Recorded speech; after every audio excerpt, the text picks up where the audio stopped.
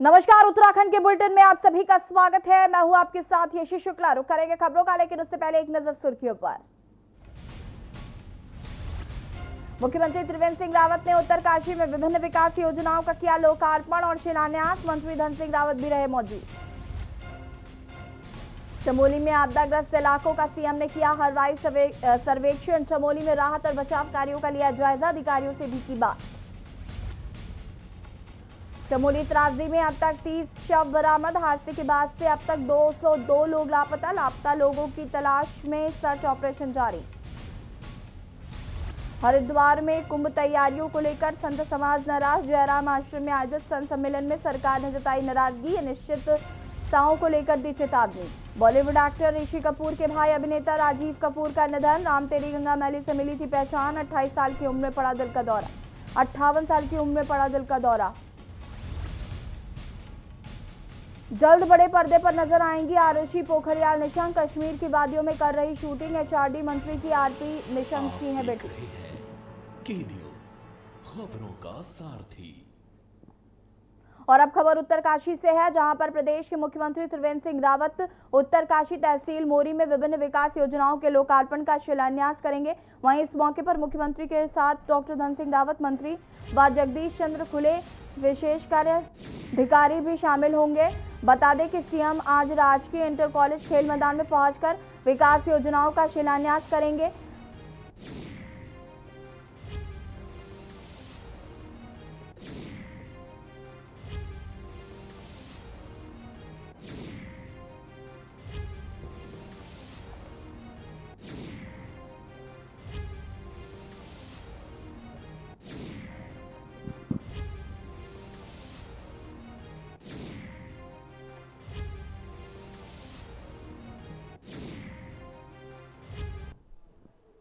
खबर देहरादून से है। चमोली आपदा पर मुख्यमंत्री त्रिवेंद्र सिंह रावत का बड़ा बयान सामने आया है। आपदा पर मुख्यमंत्री इसरो से जानकारी ली, जिसके मुताबिक ऋषिगंगा में ग्लेशियर गिरने की गलत खबर है।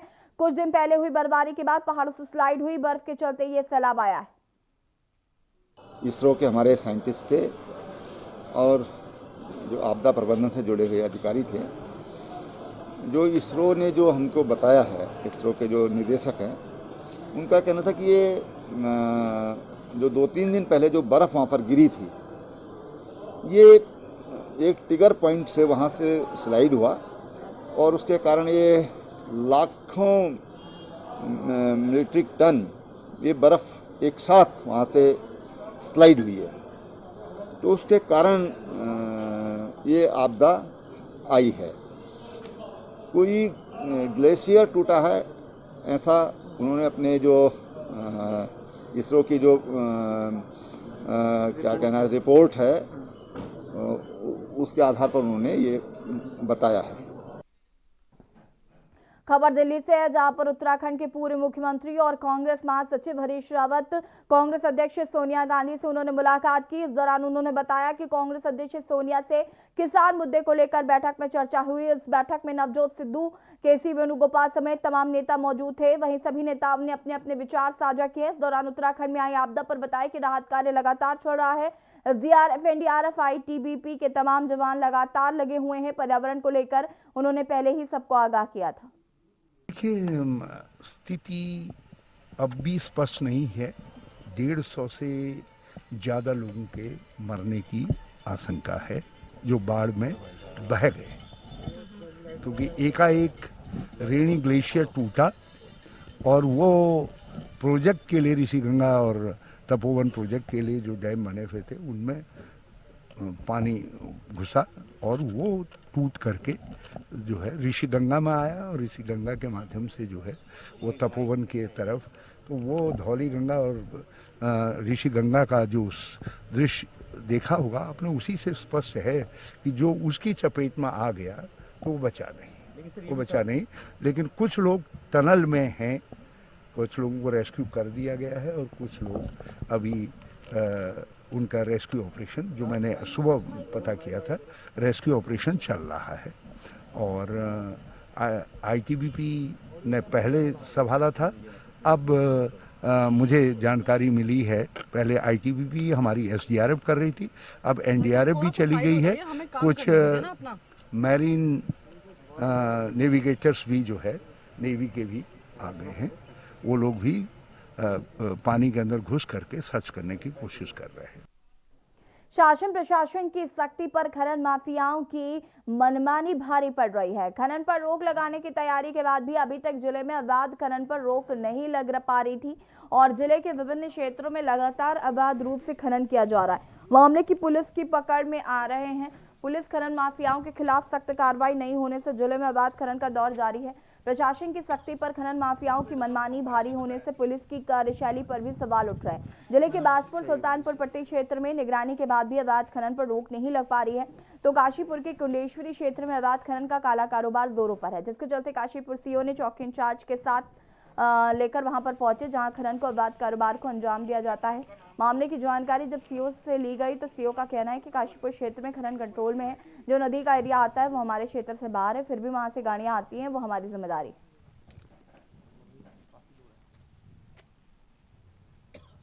ये रूटीन चेकिंग था। कुछ हमारे काशीपुर कोतवाली और कुंडेश्वरी चौकी द्वारा कुछ चेक्स एंड बैलेंस बिठाए गए, जैसे पिकेट और सीसीटीवी कैमराज वगैरह, उसी का वेरिफिकेशन करने के लिए विजिट था। मेरे द्वारा जो देखा गया उसमें मेन ऑब्जर्वेशन ये है, जो हमारा काशीपुर सर्कल का क्षेत्र है उसमें खनन कंट्रोल्ड है। जो भी नदी का एरिया आता है जहाँ मेनली खनन चलता है वो क्षेत्र से बाहर है। फिर भी जो गाड़ियाँ वहाँ से आती है हम समझते हैं कि वो हमारी जिम्मेदारी है। चमोली जिले के तपोवन ऋषिगंगा में ग्लेशियर टूटने की घटना के बाद रुद्रप्रयाग जिले के बेला और सारी नदी में अलकनंदा नदी किनारे 2 शव बरामद किए गए हैं। इन शवों को जिला आपदा प्रबंधन और एसडीआरएफ की टीम ने अलकनंदा नदी से बाहर निकाला। इनमें एक शव आधा कटा हुआ मिला। दोनों शवों की टीम ने पोस्टमार्टम के लिए भेज दिया है जिला चिकित्सालय।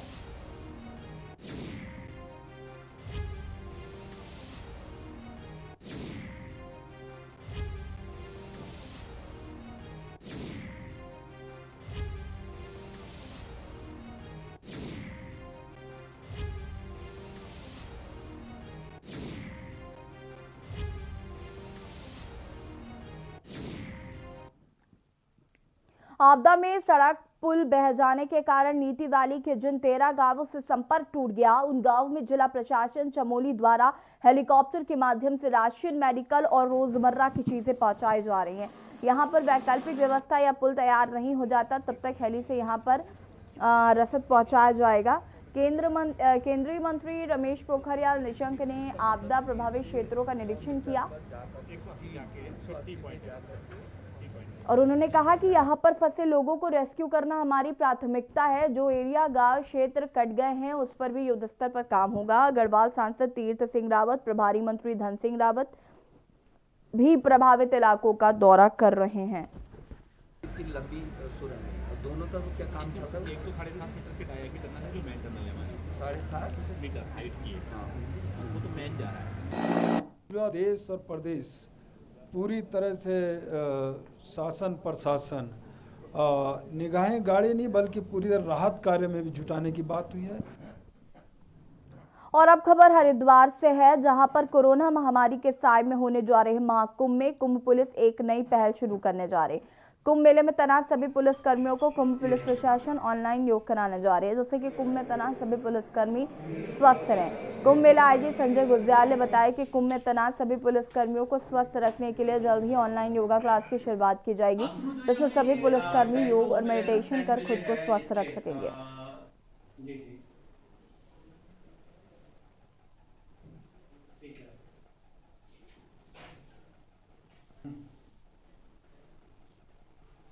कोई बात नहीं, वो तैयारी कहाँ से रखी है फैक्ट्री में, अभी हम लोग को अधिकार मिलने वाला। बेसिकली अभी सोशल डिस्टेंसिंग और कोविड महामारी के दृष्टिगत जितने भी हमारे पुलिसकर्मी, चाहे वो पैरामिलिट्री फोर्सेज हो और एंसिलरी यूनिट्स हो, यहाँ मेले एरिया में आए हुए हैं, उनका सुबह के समय पे पहले तो परेड और रोल कॉल हुआ करता था, लेकिन अब हम लोगों ने ऑनलाइन क्लासेज योगा और मेडिटेशन की ट्रायल बेसिस पे चलाया था। और पूरा योग और मेडिटेशन का जो सुबह का क्लास होगा ऑनलाइन, वो अपने माध्यम से करवाएंगे। और उस क्रम पे हमारे जितने भी पुलिसकर्मी जो यहाँ पर अटैच है, उनके लिए योगा और मेडिटेशन की क्लासेज रहेंगी। उत्तराखंड के विधानसभा चुनाव जैसे जैसे नजदीक आते जा रहे हैं वैसे वैसे पार्टी अभी प्रचार प्रसार भी तेजी पकड़ रही है। उत्तराखंड में विधानसभा सीटों पर चुनाव लड़ने का मन बना चुकी है आम आदमी पार्टी, जिसके चलते अब आम आदमी पार्टी के नेता और कार्यकर्ताओं ने अपना प्रचार प्रसार टेक्नोलॉजी के माध्यम से तेज कर दिया है।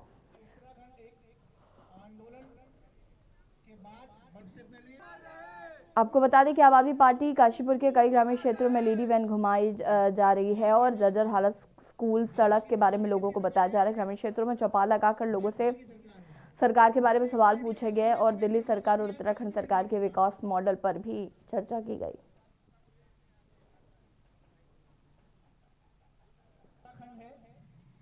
और जैसे सभी जानते हैं कि उत्तराखंड एक आंदोलन के बाद सबसे पहले उत्तराखंड राज्य आंदोलन के शहीद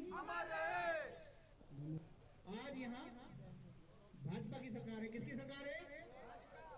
भाजपा की सरकार है। आज जिस तरीके से जो हम इस कार्यक्रम को लेकर गांव-गांव जा रहे हैं तो देख रहे हैं कि लोग बहुत ज्यादा समस्याओं से घिरे हुए हैं और पीड़ित हैं और बिल्कुल उनकी जो मूलभूत जो सुविधाएं उनको मिलनी चाहिए उससे वंचित है आज भी 20 साल के बाद भी। अच्छा लगेगा कि अगर वो जनता के बीच में आके पीठ उनकी और हाथ जनता के हों तो अच्छा लगेगा, अगर जनता थपथपाए तो। और खबर रुड़की से है, जहां पर बीटीगंज बाजार में व्यापारियों ने पत्रकार वार्ता कर व्यापार मंडल के पदाधिकारियों पर भेदभाव का आरोप लगाते हुए जमकर नारेबाजी करते हुए कहा कि जब तक सभी व्यापारियों का वोट न बने तब तक व्यापार मंडल के चुनाव किसी भी कीमत पर नहीं होने चाहिए। पत्रकार वार्ता को संबोधित करते हुए व्यापारी नरेश प्रिंस ने कहा कि प्रांतीय उद्योग व्यापार प्रतिनिधि मंडल के पदाधिकारियों ने बाजार के सभी व्यापारियों को सदस्य बनाए बिना ही चुनावी प्रक्रिया शुरू कर दी है।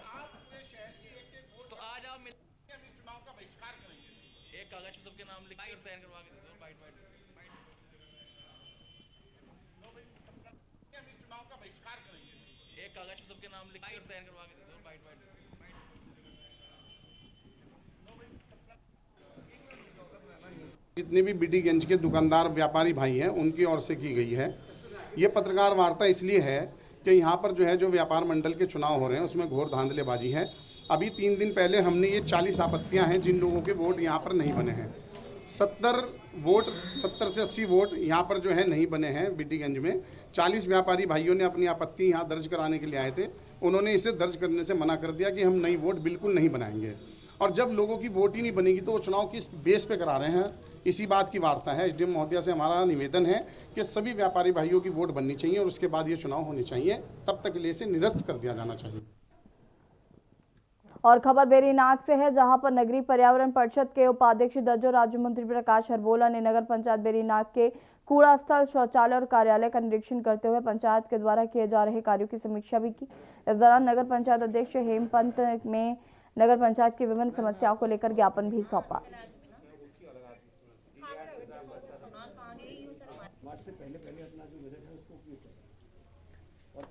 जैसा कि आप सभी को विदित है कि एनजीटी ने स्वच्छता के और पर्यावरण के लिए कुछ मानक तय करे।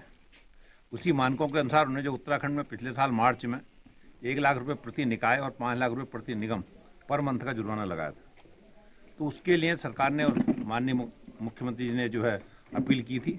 उस अपील के बाद हमें 6 माह का टाइम जिसने दिया था कि हम व्यवस्थाएं सुधार लें, लेकिन कोरोना काल आ गया तो उसको 6 महीने और एक्सटेंड करा गया है। उसी स्वच्छता मिशन को आगे बढ़ाने के लिए मेरा आजकल नगर पालिकाओं में जगह निरीक्षण चल रहा है। अभी मैंने थ्योरेटिकल निरीक्षण लिया, प्रैक्टिकल नहीं देखा है।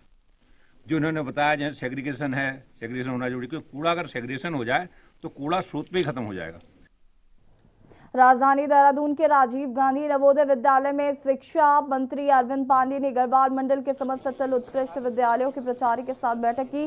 वहीं बैठक में जिलों के अधिकारी भी मौजूद रहे। मीडिया से बातचीत के दौरान अरविंद पांडे ने बताया कि बैठक में विद्यालयों को लेकर विभिन्न बिंदुओं पर चर्चा हुई और उसके साथ ही उत्तराखंड में खुलने वाले 190 अटल उत्कृष्ट विद्यालय एवं प्रधानमंत्री अटल बिहारी वाजपेयी को समर्पित होंगे। इसके साथ ही शिक्षा मंत्री ने शिक्षा अधिकारियों व प्रधानाचार्यों को आवश्यक निर्देश भी दिए। आज जो बैठक थी इसमें गढ़वाल मंडल के जितने प्रधानाचार्य, जिन स्कूलों को हमने अटल उत्कृष्ट विद्यालय के नाम पर चयन किया है, प्रत्यक्ष उनकी बैठक थी। और बैठक में हमें तत्काल सीबीएसई बोर्ड से उसकी मान्यता लेनी है, तो मानकों में कोई कमी ना आए। हुमायूं के प्रधानाचार्य थे, वहाँ के सीईओ थे, वो सब वर्चुअल भी हमसे जुड़े थे और सबको निर्देशित किया गया कि CBSE बोर्ड की मान्यता लेने के लिए जो जो मानक चाहिए उन मानकों में कमी नहीं आनी चाहिए। और अब खबर सितारगंज से है, जहां पर अग्निशमन के वरिष्ठ अधिकारी हरीश मिश्रा और देवभूमि व्यापार मंडल के जिला महामंत्री महेश मित्तल ने सभी व्यापारियों से अपील की कि अपने प्रतिष्ठानों में नए उपकरण लगाएं ताकि आग से होने वाली हानि से बचा जा सके। वहीं फायर अधिकारी हरीश मिश्रा ने नए अग्नि यंत्र का डेमो रामलीला मैदान में दिखाया, जहां वरिष्ठ व्यापारियों की मौजूदगी में आग जलाकर उसमें वॉल्वनुमा यंत्र को डाला गया। गर्म होने पर वॉल्व के फटते ही आग बुझ गई। ठीक है ना, तो इसको डेमोन्स्ट्रेशन में हम लोग यूज नहीं करेंगे फिलहाल में भी, क्योंकि इसका भी डेमोन्स्ट्रेशन आपको शेयर कर देंगे। ठीक है ना, थोड़ा कॉस्टली है, यूज करना पड़ेगा।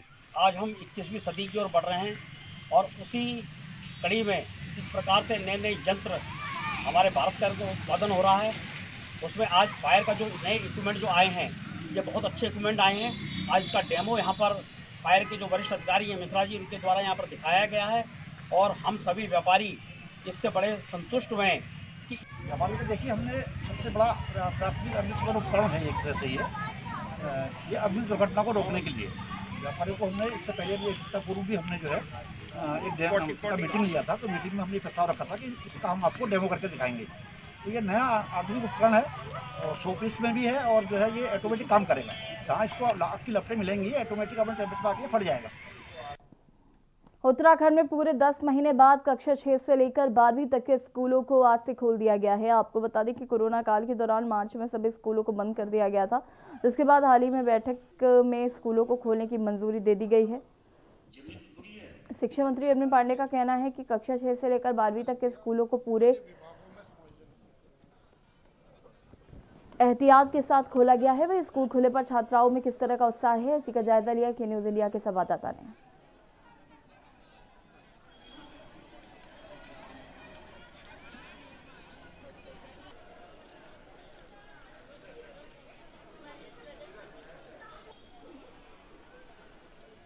भाई साहब, कोविड-19 विश्व की बहुत बड़ी चुनौती है और हम ये कह सकते हैं कि अभी कोविड-19 की समस्या से हमको निजात अभी नहीं मिला है। अभी ये बीमारी खत्म नहीं हुई है और इस शिक्षा के साथ साथ बच्चों का जीवन भी सरकार की पहली प्राथमिकता है कि उन पर कोई खतरा नहीं आना चाहिए। इसी नाते समय को देखते हुए हम लोगों ने कक्षा 6 से लेके 6, 7, 8, 9 और कक्षा 11 इसको हमने खोला है और आज पहला दिन है। आज 10 महीने बाद हमारे स्कूल विद्यालय ये खुल रहे हैं। मैं बच्चों को शुभकामना देता हूं, अध्यापक बंधुओं को, अभिभावकों को, सबको शुभकामना देता हूं। उत्तराखंड में पूरे 10 महीने बाद कक्षा 6 से लेकर 9वीं तक के स्कूल खोल दिए गए हैं। आपको बता दें कि कोरोना काल के समय मार्च में सभी स्कूलों को बंद कर दिया गया था। अब भी कुछ ही दिन पहले 10वीं और 12वीं की कक्षाओं को खोला गया है और अब हाल ही में हुई कैबिनेट बैठक में यह प्रस्ताव आया था कि 6 से लेकर 9वीं तक के स्कूलों को भी खोला जाए और जिसके बाद से अब उन कक्षाओं को भी खोल दिया गया है। आप साफ तौर पर यहाँ तस्वीरों में देख सकते हैं कक्षा 6 से लेकर 9वीं तक के जो छात्र हैं यहाँ पर आने शुरू हो गए हैं। जो छात्र हैं उनके अंदर काफी उत्साह देखने को मिल रहा है। हम इस समय मौजूद है राजकीय इंटर कॉलेज नालापानी स्कूल में, जहां पर जो बच्चे हैं उनके अंदर काफी उत्साह है। यहाँ पर मेरे साथ प्रभारी प्राचार्य जी भी यहाँ पर मौजूद है, जिनसे हम जानेंगे कि किस तरह से एहतियात यहाँ पर बरते जा रहे हैं। प्राचार्य जी, आप यहाँ पर प्रभारी हैं। प्राचार्य जी के आप बताइए कि आज से बच्चे आने शुरू हो गए हैं। सबसे पहले हम आपसे जानना चाहेंगे एहतियात किस तरह पे बरते जा रहे हैं। सर, हमारे विभाग ने भी और सरकार ने भी जो है कोविड-19 के दृष्टिगत SOP जारी की है। उस SOP के तहत ही जो है हम विद्यालय में बच्चों से एहतियात बरतवा रहे हैं, क्योंकि सोशल डिस्टेंसिंग है, मास्क लगवाना है और अभिभावकों से सहमति है, तभी हम बच्चों को जो है अलाउ कर रहे हैं और सावधानी पूरी बरती जा रही है विभागीय निर्देशानुसार। स्कूल में सर अगर हम रहते हैं तो सर एक अलग ही हमारा स्वभाव होता है, क्योंकि सर आप स्कूल में रह रहे हैं तो एक डिसिप्लिन होता है। सबसे पहली चीज़ ये होता है अनुशासन। और सर अगर आप स्कूल में अनुशासन से रह रहे हैं तो एक तरीके से कहीं ना कहीं आपका जो व्यवहारिक जो जीवन है वो भी आपका अच्छे से व्यतीत होता है। वॉल की इसमें जो था सर कि सर हमें लिए वो नहीं मिलता सर, कंपटीशन नहीं होता था हमारे लिए कि साथ में सर कोई रहता नहीं था सर। यहाँ पे रहता था कि सर कंपटीशन होता है कि इन्वायरमेंट बन जाता पढ़ने का सर, तो सर वहाँ घर पे नहीं हो पाता था और सर नेटवर्क प्रॉब्लम और बहुत सारे इश्यूज थे सर जो होती नहीं थी सर। बिल्कुल जो विद्यार्थियों का यहाँ पर ये कहना है कि अगर स्कूल में रहकर पढ़ाई हो तो एक डिसिप्लिन मेंटेन हो पाता है। ऑनलाइन के चलते काफ़ी दिक्कतें आती हैं, कहीं ना कहीं जो नेट का इश्यूज है वो आता है, तो और कहीं ना कहीं जो जॉइंट फैमिली है तो कहीं शोर की वजह से भी पढ़ाई नहीं हो पाती है। तो कह सकते हैं कि पढ़ाई करते समय भी काफ़ी परेशानियों का सामना करना पड़ता था, जिसके चलते आज अब जब स्कूल खुल गए हैं तो अच्छे से और पढ़ाई हो सकेगी। हाल ही में अभी थोड़ी ही देर पहले शिक्षा मंत्री अरविंद पांडे ने भी गढ़वाल मंडल के जो प्राचार्य हैं उनके साथ बैठक की है, और जो खुद शिक्षा मंत्री अरविंद पांडे ने ये बात कही है कि कक्षा 6ठी से लेकर 9वीं तक के आज स्कूल खोले गए हैं, और उसके बाद अब 15 से 20 दिन का फीडबैक लिया जाएगा, जिसके बाद जल्द से जल्द कक्षा 1 से लेकर 5वीं तक के स्कूलों को भी जल्द से जल्द खोला जाएगा। वीडियो जर्नलिस्ट लेक अहमद के साथ मैं अशोक कुमार, के न्यूज इंडिया, देहरादून। उत्तराखंड सरकार द्वारा जारी एसओपी के बाद उधम सिंह नगर में भी कक्षा 6 से 12वीं तक के स्कूल खुल गए हैं। स्कूल खोलने के बाद सुबह स्कूल के बच्चे पढ़ने के लिए पहुंचे, जहां सरकार द्वारा जारी गाइडलाइन के अनुसार किसी भी बच्चे को बिना मास्क के एंट्री नहीं दी गई, और वहीं स्कूल में घुसने से पहले बच्चों के हाथों को सैनिटाइज कराया गया और छात्र छात्राओं को सोशल डिस्टेंसिंग के साथ बैठाया गया। इस दौरान बच्चों के अभिभावकों ने बताया कि कोरोना वायरस के बाद स्कूल में बच्चों ने घर पर बैठकर ही पढ़ाई की, लेकिन अब स्कूल खुल गए हैं और जिसके बाद सरकार द्वारा जारी गाइडलाइन के अनुसार ही वो अपने बच्चों को स्कूल भेज रहे हैं। जिला मुख्यालय रुद्रपुर में भी स्कूल के प्रधानाचार्य ने एक दिन पहले ही पूरे स्कूल को सैनिटाइज कराया, और अब सरकार की गाइडलाइन जारी होने के बाद कोविड-19 का पालन करते हुए बच्चों ने दोबारा से स्कूल में पढ़ाई शुरू कर दी है। इसके लिए स्कूल के प्रधानाचार्य ने पूरी तैयारी की हुई थी। रुद्रपुर के गवर्नमेंट स्कूलों में काफ़ी अच्छी तैयारी देखी गई, तो वही स्कूल में पढ़ाई के बाद बच्चे काफ़ी खुश नजर आए।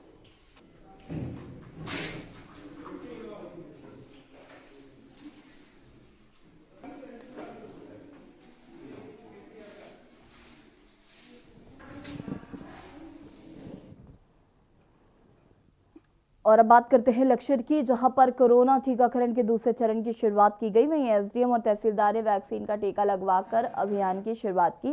इसके बाद इन्होंने सारे सरकारी विभागों से अपने सभी कर्मचारियों का डाटा तुरंत ऑनलाइन करने के निर्देश दिए। और आपको बता दें कि स्वास्थ्य विभाग द्वारा 26 जनवरी से 7 फरवरी तक पहले चरण का टीकाकरण किया गया था। इसके तहत कोरोना नियंत्रण में काम करने वाले हेल्थ वर्कर्स को टीका लगाया गया था। और मीडिया से बातचीत के दौरान सीएससी अधीक्षक डॉक्टर अनिल वर्मा ने बताया कि लक्सर में सीएससी के अलावा शिक्षा विभाग के कार्यालय पर और सुल्तानपुर के अच्छी में भी फ्रंटलाइन वर्कर्स को कोरोना का टीका लगाया जा रहा है। कोविड टीकाकरण का द्वितीय चरण शुरू हो गया है और इसमें फ्रंटलाइन वर्कर्स को टीका लगाया जाएगा।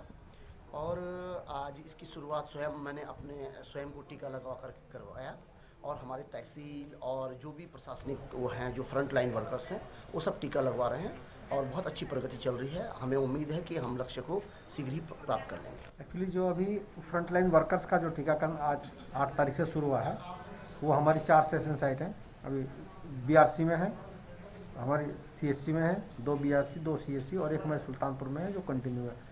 अभी तक वहाँ पर 21 आदमी अभी वैक्सीनेट हो चुके हैं और यहाँ भी अभी जारी है।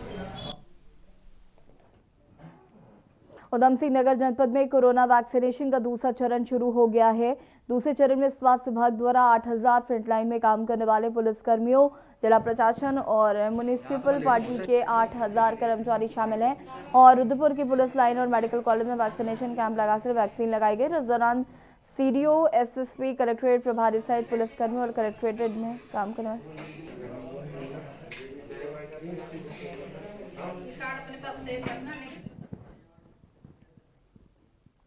और इसी बीच आपको ऋषिकेश से बड़ी खबर बता देते हैं। ऋषिकेश से बड़ी खबर, हरिद्वार में गंगा की स्थिति सामान्य हो गई है, नहीं पहुंचा पानी, पटरी पर लौटी जिंदगी। आपदा के बाद घाटों पर पूजा पर लगाई गई थी रोक, और गंगा जल का स्तर भी आप बता दें आपको कि सामान्य हो गया है। ऋषिकेश से बड़ी खबर, हरिद्वार में गंगा की स्थिति सामान्य हो गई है, नहीं पहुंचा पानी, पटरी पर लौटी जिंदगी।